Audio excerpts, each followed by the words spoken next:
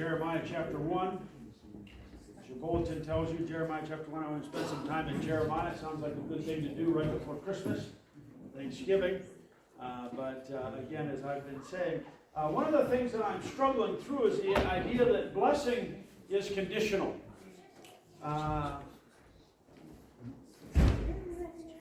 Christ's love for us is conditional. It's unlimited, but it's conditional. It's conditional upon your receiving it, right? I always use the illustration that a Christmas gift under the Christmas tree until you open it is not something you've received. In the same way, if you don't ask God for forgiveness, you don't get it. And it worries me because there's so many people who think, oh, if I die, or right before I die, I can ask for forgiveness, or if I die, I have an opportunity after I die to have a conversation with God. The answer is to that, the chance of you having the knowledge of when you're going to die is pretty low. But also, by that point, you probably are already set in your ways. And certainly after death, it seems that Jesus makes it very clear that it is appointed once for us to die and then face judgment. It's not a face judgment and then see what happens after that. What are you looking for? Big. Huh? Big. Pastor would be in the bag. Yeah. Sorry. No, sorry. You're good. Apologize. No, just take the bag back. Listen, if you go shopping for my wife's stuff, just take whatever you want. It's a diaper bag. Have fun in there.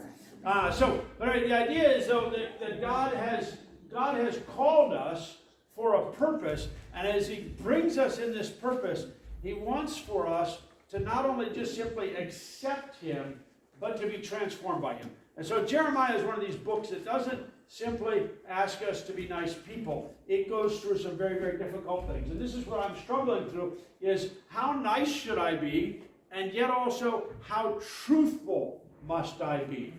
There are times when we don't speak, and I'll use the word truth, because we're afraid if we say something that people won't listen to us. We will find throughout the whole book of Jeremiah that Jeremiah, and I'm not going to study every single chapter, every nook and cranny on this one, but as we go through it, you will find that he is not nearly as nice as we'd like him to be. Again, I'm just going to make some quick comments. In verses 1, 2, and 3, it says, the words of Jeremiah, son of Hilkiah, one of the priests of Anathoth in the territory of Benjamin. The word of the Lord came to him in the 13th year of the reign of Josiah, son of Ammon, king of Judah, and through the reign of Jehoiakim, son of Josiah, king of Judah, down to the 5th month of the 11th year of Zedekiah, son of Josiah, king of Judah, when the people of Jerusalem went into exile. So, just so you kind of get the picture here, because all those words and all those names probably mean next to nothing to you. First off, one of the things that you need to recognize is that he is at the epicenter of the religious culture of that day. So he is right there near Jerusalem. It says that he's a son of Hilkiah, one of the priests of Anathoth. Anathoth is about 3 miles north of Jerusalem, if my notes are correct. And so it's not that far. Yes, he's not right there in Jerusalem, so he misses some stuff, but nonetheless, he's right near Jerusalem. So everybody coming and going will be passing through that area. Now, he is north of it, which means he's not part of the Israelites who have already been deported. He's part of the people of Jerusalem, Judah, and Benjamin, who are the 2 tribes that stay after the first exile. So there's already been the loss of this northern 10 tribes. Now there's only 2 tribes left around the city of Jerusalem where they're still supposedly worshiping God. The thing that I wanted you to catch in this, though, is when he starts preaching, the culture and the climate, the permission he has to speak is excessively large. Josiah is one of the good kings of Israel, of Judah. Excuse me, there were no good kings of Israel. The northern nation never had a good king. A whole bunch of kings, they were all bad. They all led them astray. When we say bad, by the way, and good, in biblical terms, they're not talking about finances. They're not talking about safety. They're talking about whether or not the king was encouraging the people to follow God or to follow idols. Both of these from a pragmatic perspective, the reason they would ask them to follow idols is because they want more. They want stuff. And so if you worshiped a fertility god gave you more stuff. And the stuff would be more children, more sheep, more crops, that kind of stuff. And so fertility, the more fertile something is, the more you receive in that perspective. So being aware of that, if you'd like, you can put a little more water in her bottle. See if she'll take that. She does seem to be drinking more. So noticing then, he moves from Josiah, who is a good king, through a series of bad kings to a terrible king, who is the king who finally gets deported. It's about a 40-year span of time here. So I want you to kind of think about this as we're going through the book of Jeremiah. He is not watching his country as it is improving. He is watching it constantly declining. Please hear, in what they consider good and bad, which is not whether or not people are healthy, whether or not people are wealthy, whether or not people are wise. It's whether or not they follow God or they follow other gods. And we'll find all through the book of Jeremiah, God keeps saying, stop following other gods. I've taken care of you. I want to take care of you. But if you stop following me and stop being taken care of by me, then guess what? I'm not going to take care of you. You're on your own. Matter of fact, not only you're on your own, but I'm going to let things happen that you can't imagine. Which is why Jonah, when he was told, go prophesy to the people of Nineveh so that I can save them, goes the other direction.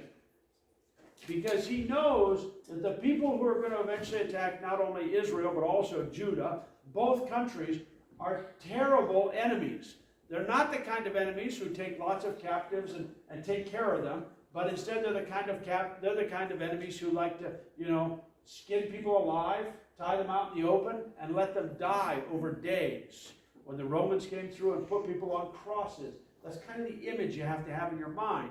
So Jeremiah is going to watch this huge transition from God's blessing upon a nation because they were godly, and I want to use the word good because often we think of good and godly kind of in separate terms. I want to kind of draw those together so that when you're talking to someone, you're talking about something good, you need to know that there's a moral aspect to it. And that's what I was getting at last week. Okay, so went from bad or good times to bad times, and he was called to prophesy through all that. Again, I've already read verses 4 and 5. I want to then look at verses 6 and 7, and then jump down to verse 17 right away. And it says, Alas, sovereign Lord, in verse 6, I said, I do not know how to speak.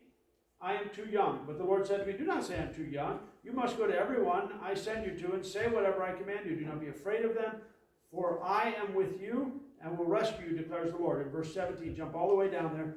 Get yourself ready. Stand up and say to them whatever I command you. Do not be terrified for them, or I will terrify you before them. Today I have made you a fortified city, an iron pillar, a bronze wall, to stand against the whole land, against the kings of Judah, its officials, its priests, the people of the land. They will fight against you, but will not overcome you, for I am with you and will rescue you, declares the Lord. So, I want to look at two different things in this section. I'm going to focus on that section I've already skipped and look at kind of what he's going through. But the first question that I had as I was looking at this is, he says, I do not know how to speak. And there are things you and I have to see before we can say. Does that make sense? If we don't see it, we can't pass it on. How many of you, when you learned how to cook, you learned how to work on some kind of equipment or work on your car, did that with someone else who was showing you? I don't have my phone up here, but how many of you, when you've got a problem, go to YouTube and type in your problem?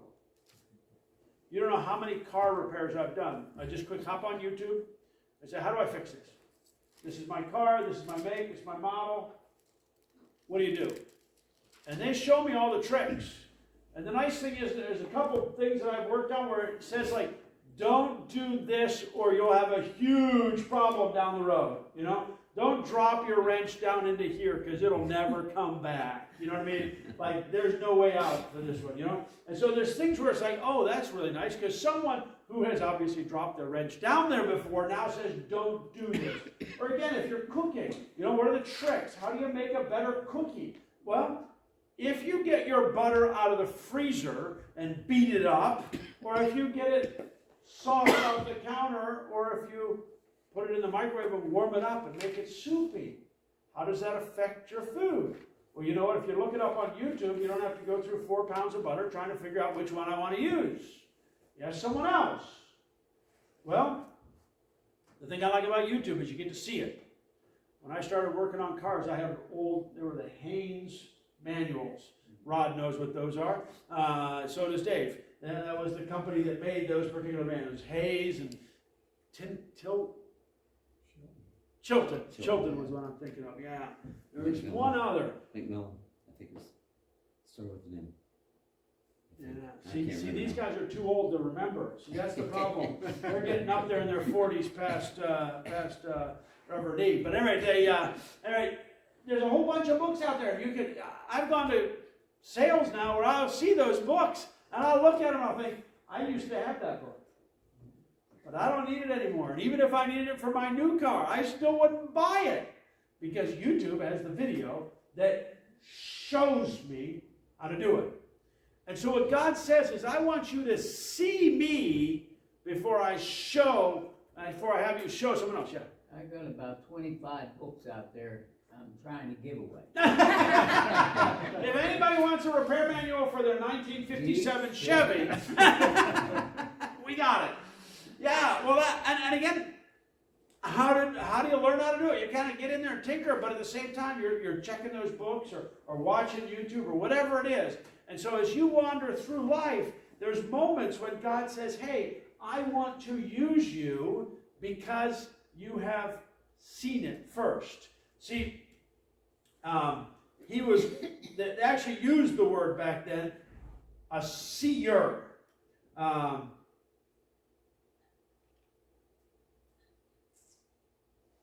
Okay, so, but then again, he's encouraged to speak. Again, he's told to speak, he's told to tell people what God tells him. Now be careful. This is one of the things I struggle with this sermon. There is speaking the truth and speaking the truth in love.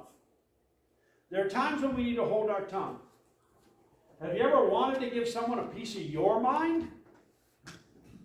Yeah, probably not necessary for you to give them your mind. But there are times when we need to give them a piece of God's mind.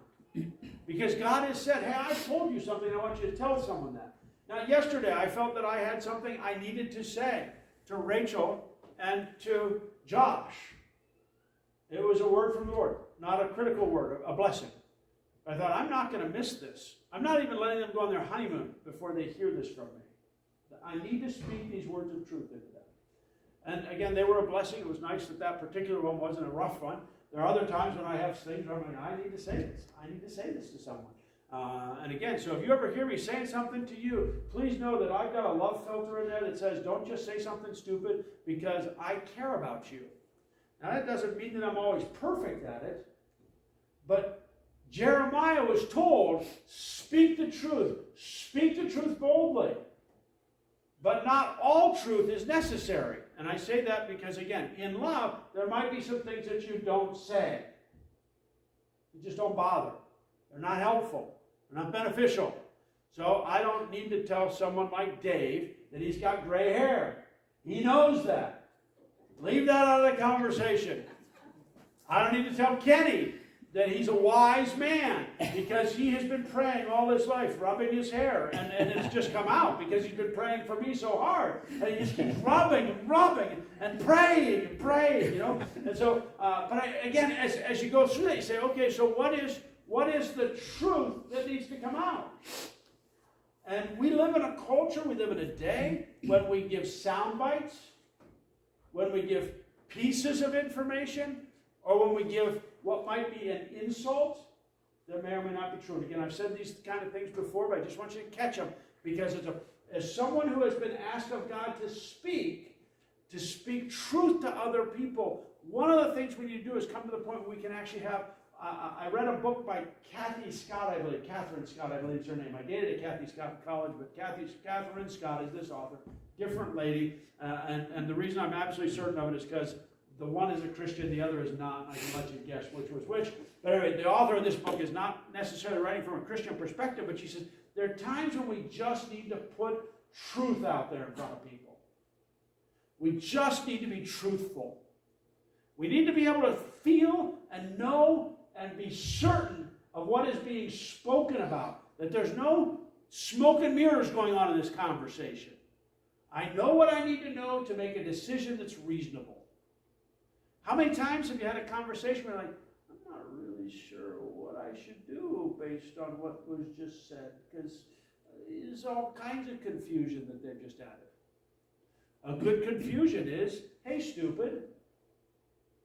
Okay, now, if you read through Scripture and you're created in the image of God, then does that mean you're stupid? If you agree to that, then you have just decided that you're calling God stupid. Did you really want to insult him just now? So, in the conversation, clarity says, what areas am I lacking? Where am I not smart? Friends, you and I know that little girl up here who was playing the instrument just a minute ago, the tambourine, right? As she was up here playing the instrument, you were going, oh my goodness, she's in tune and on time. That's not Pastor's kid, right? I mean, like somehow it's all Jen, right? Now, that doesn't make me stupid that I can't do music. I cannot hear rhythm. I cannot hear rhythm. I will always get out of step. And I can listen to someone go boom, boom, boom, boom on the drum, and about beat number 6, I'm in between the beats. Like, I don't even know how you get between 2 drum beats, but that's where I am. I've watched it. I've been sitting here clapping my hands, and I'll just be looking off into space. And I'm like, dude, there's a drum going here. You can't lose time. But I do. I do it. I can't do it. So if you're musically inclined and you know how to keep beat and you can dance and all those kind of things that I can't do, then you would look at me and say, my golly, he's stupid. Because he can't do that.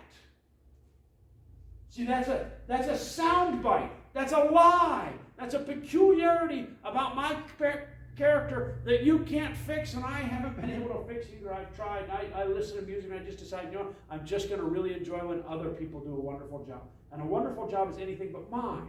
Now, that doesn't mean I don't enjoy it. Please don't misunderstand it. It just means I don't want you to be like, oh, man, he throws the timing off and the tune off and changes octaves and yeah, like everything. Like, I know the terms. Please know, I was second cello when I was in 6th grade. But I had to have first cello beside me to keep me in time. And there was only 2 cellos. So there was no third cellist, because I would have been third cellist. But I'm just saying, that doesn't make me stupid. Now for you, in your mind, you're saying, yeah, but there's something about me that's broken, something about me that's missing. But there's other areas that are really good in you guys.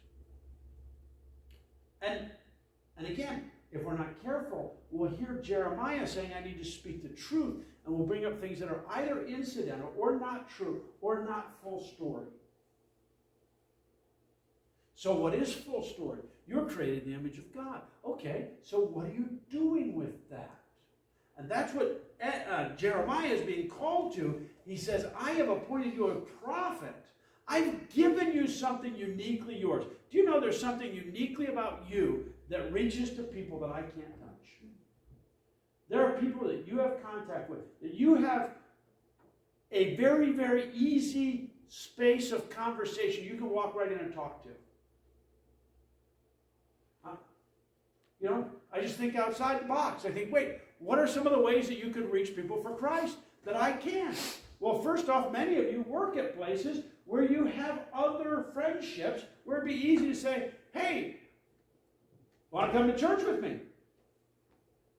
Now, you might not start there, but you might say, hey, let's have lunch together today.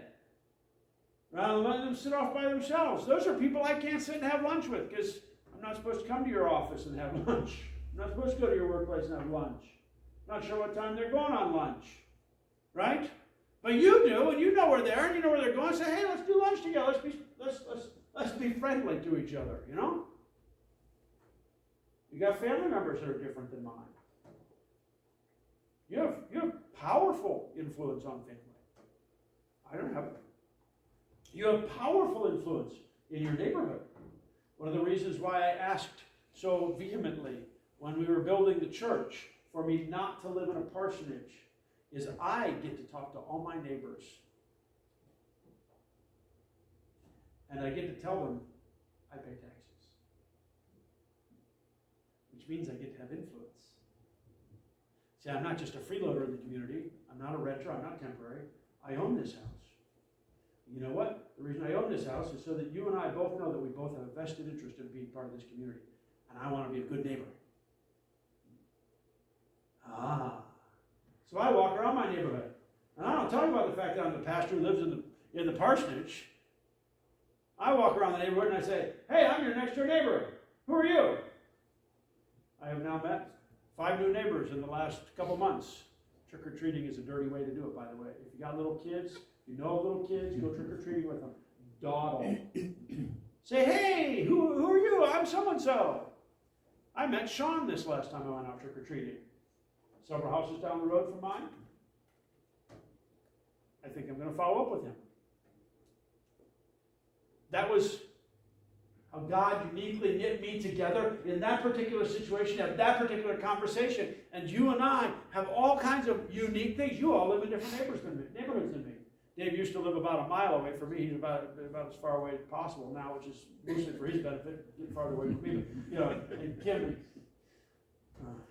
talk about that later. They live in Pittsburgh, a different community. But I'm just saying, you know, as we look at where we live, think about it. Who are the 2 people, 2 houses over? Do we know them, and do we have interaction with them that is loving? That's this prophetic kind of thing. And somewhere along the way, some of those conversations can be such that you say, hey, you know what? We're having a church service. We're having a potluck dinner. Would you like to join us? A couple of them have joined us. Matt and Christina are crazy people. They decide to work outside in the summer and get sunburn all the time, and so I'm praying they don't get skin cancer like I do. But they go over. They've actually invited my neighbors to church. And sure enough, they've come to church. My wife makes it a point to keep inviting them. So when we had Andy's dedication, we invited the neighbors, come to church with us. Well, they keep bringing us all these nice little trinkets and things for our babies. So it just seems right to say, you know what? You're being nice to us. We're trying to be nice to you. One of the most important things in my life is Jesus Christ. He is the most important thing because I've seen him. I know him, and I want you to know him. Now, I don't necessarily bring that up at the first conversation.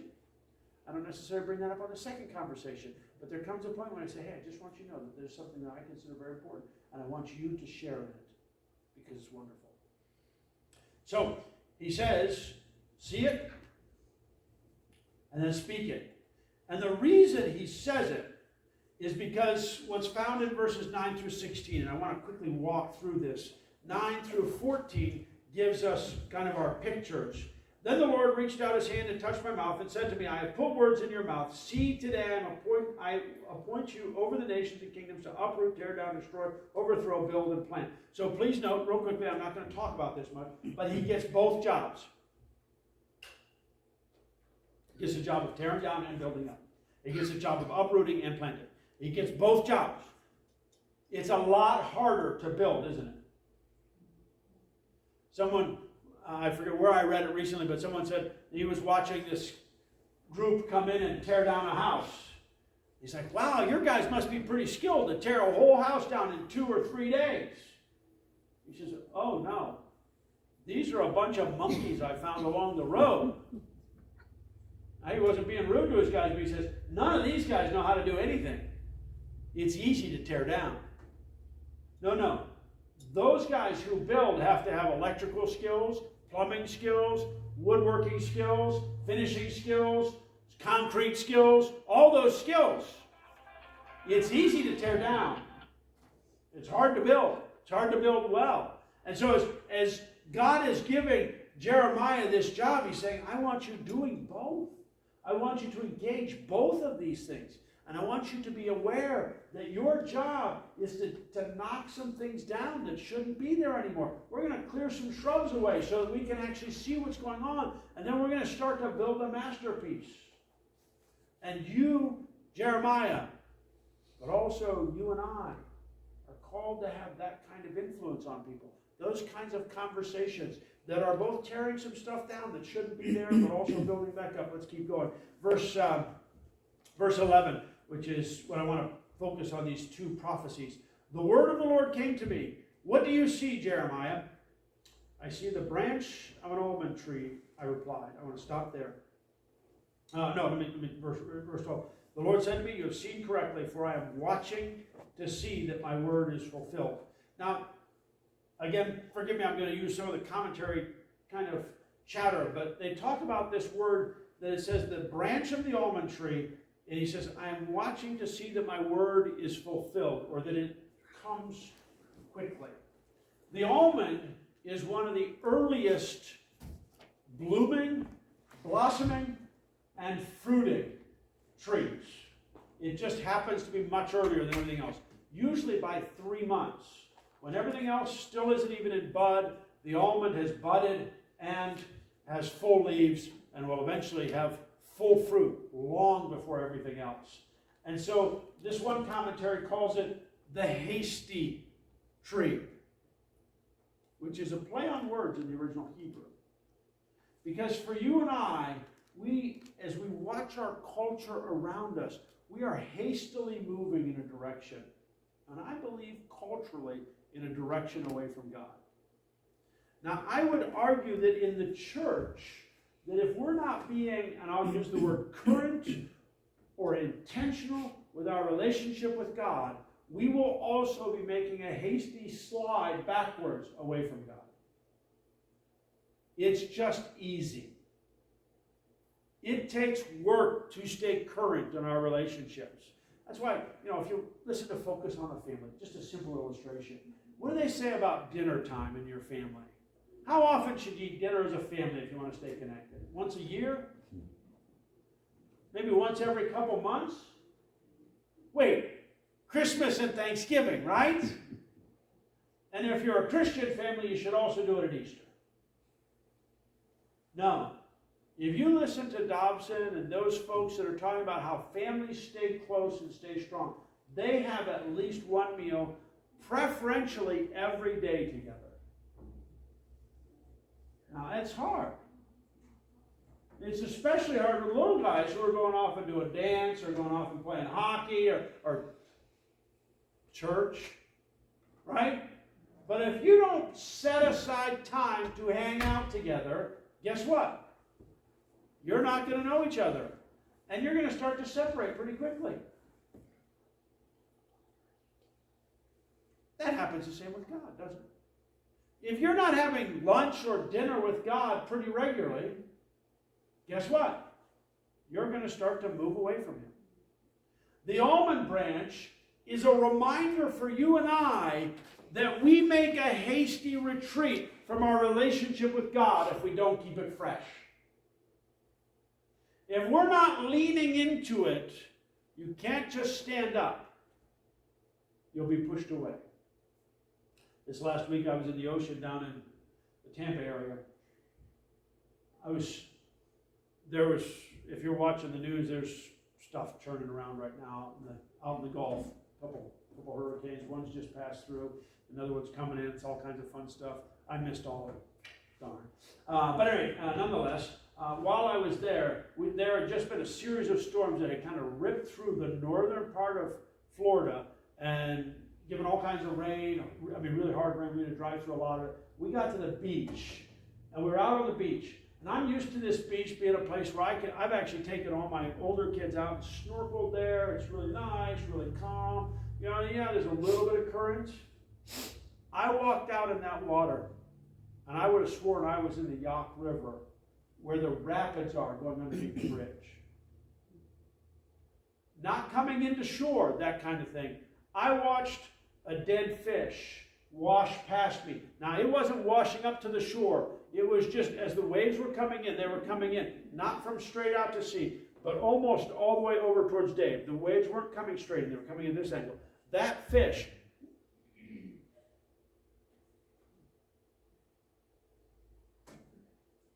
that quickly washed downstream. It's still in the ocean. It just switched one side to the other pretty quickly. I thought, you know what, I'm not sure I want my little guys in there. Thought about dragging Ellie out there and letting her play in the water. But I thought, she'll be 100 yards down beach in about 10 seconds. And that doesn't include riptide. That's just the current pushing past. We live in a culture, we live in a society, we live in a world now that's how fast the world moves.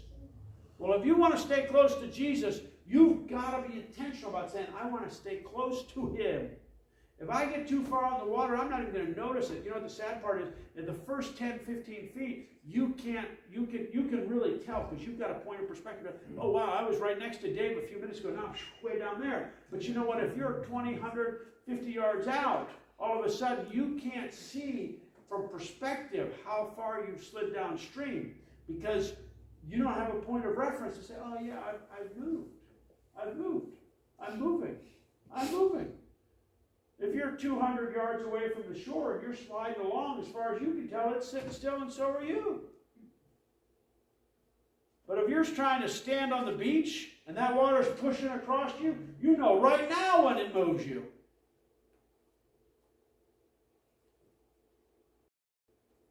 The olive branch tells us, the almond tree, tells us that there's something hasty about it. It's pushing us quickly. And you and I need to be intentional about saying, I'm going to push with all I have to stay close to God because it's very easy to walk away from God. The second one was that he says, the word of the Lord in verse 13 came to me, what do you see? I see a pot that is boiling, I answered. It is tilting toward us from the north. The Lord said to me, from the north, disaster will be poured out on all who live in the land. I am about to summons all the people from the northern kingdoms, declares the Lord. Their kings will come and set up their thrones in the entrance of the gates of Jerusalem. I'm just going to pause right there. So there's a prophecy. Now please hear this. I'm not giving a prophecy today about this kind of stuff. I just want you to see it. Very quickly, an outside force comes in and takes over Israel. What makes sense to them all disappears in a moment. Let me show you the picture or the image that he gave here. The word picture he gave was that the kings will come and set up their thrones at the gate. The difference is a king who belongs there sets up his throne where? In their palace. You see, they want their authority to be residing in their location. So when they have chosen to set up their throne or their seat of authority at the gates, please don't misunderstand. The kings of Israel and the king of Jerusalem also went down to the gate. But his throne, his seat where all the taxes went to, wasn't to the gate. He brought it back to his palace. So the warning for you and I is whoever we're letting be in our marketplace, at our gates, at our entrances, is going to take our stuff.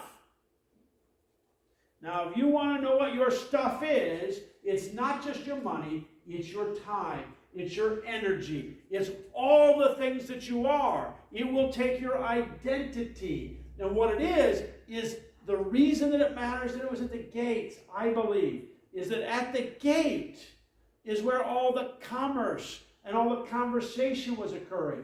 And if you do it there, you bring what's valuable back to the palace. And God was warning them, saying, all that you value is not going to come back to the palace in Jerusalem anymore.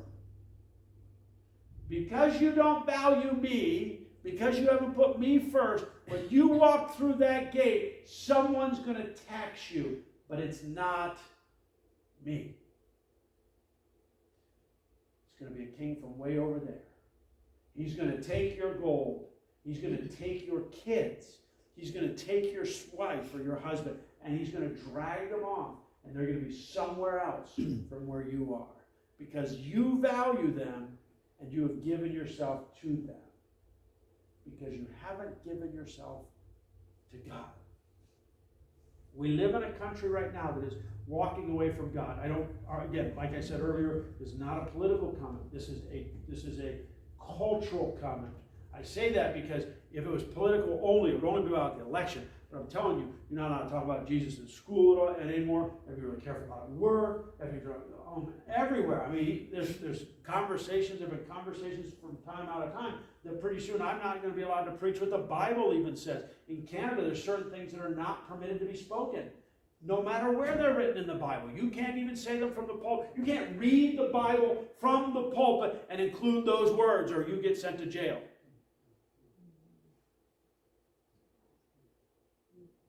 If you read the Bible in Canada, you will go to jail. Not all of it. You're allowed to say that, God is love. 1 John 4:8b. You're allowed to say that, but don't talk about anything that's touching. Well, I say this, again, not at all because of stuff going on, but because we live in a world where Jesus Christ died on a cross, not because he was loved, but because he was demanding of people, you and me, that we make him not just first in our life, but the only thing in our life. Now I make that distinction because sometimes we put him first, but we keep all these other things. And God says, there is only one God. He says, you can't have all these other things. If you've got these other things, I'm not God. And so Jeremiah is called as a prophet to speak to the people of Israel about the disasters that are coming because they're not letting God be God in their lives. And I want to encourage you today. I believe it's a challenge, but I believe it's an encouragement, because God has not put any one of you off the list yet. Right? All of you still have an opportunity today to say, God, I do want you to be my only God. Now please hear this. Somebody thinking, oh my goodness, Pastor, I don't know Jesus. Well, maybe you do. Maybe you don't. I don't know. You could be anywhere along this path. If you don't know Jesus Christ, your personal Savior, and again, I believe most of you do, this is not the issue. But for you and I, again, like that fish floating down across the stream or across the flow of the ocean, it's like, you know what? If we're not being careful, we're not being intentional, it is so easy to kind of along the way pick up a God. Pick up something else. Now, they talk about screen time now. I'll be honest. Do you tithe your screen time to God? In other words, do you spend at least 10% of your day somehow honoring God in comparison to how much time you watch TV? In comparison to how much you're on your phone? Now, a lot of you think, I don't watch my phone all the time, but I'm watching this next generation, and they might not always be on their phone, but how many of you had a conversation with them when they're... Right? My phone's over there, so I can't do it, so I'll do it with my wallet.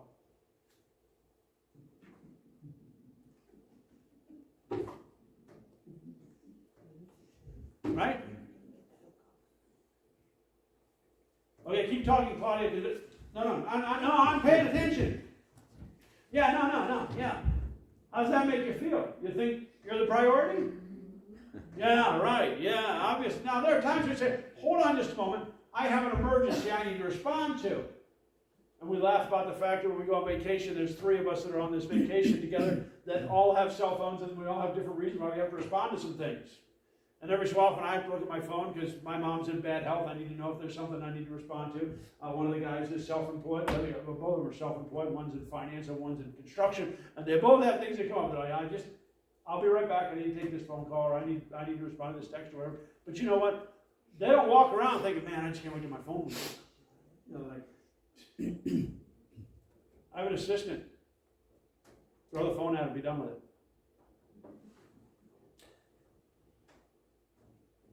Is God? Yes, God. important to you? Or is God only to you? Jeremiah had to decide that, because he couldn't preach it if it wasn't only God. And for you and I, as we go through life, we need to keep saying, is this only God? Now, please don't hear me saying, okay, now I got to get rid of all the other people I know in my life and not drop my job. No. All those things fall under the only God. God says love him first and then love others based on our love with him. But we love him above and beyond all others. And there are days when we need to make decisions. We say, this is a God choice. This is what I have to do. God only. God only. This one doesn't make it. As we leave today, as we close, I want you to ask yourself the question honestly.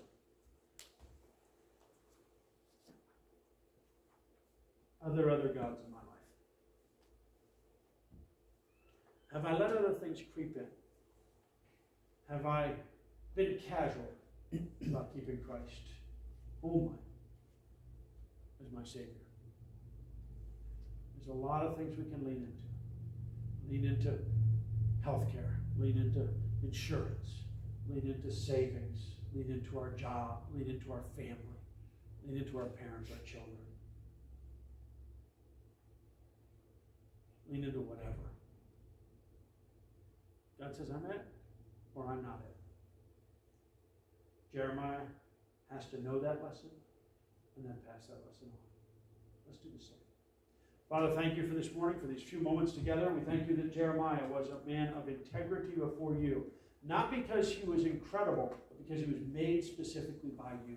Just like every single one of us is. Every single one of us is made specifically by and for you. Honor yourself in our lives. Father, may we first and foremost come before you and declutter our lives. Just take away things. But take away the things that steal our heart, that sit at our gates and steal what's yours. May everything we have, and everything we are, and everything we will be belong to you for all of our lives. In Christ's name we pray.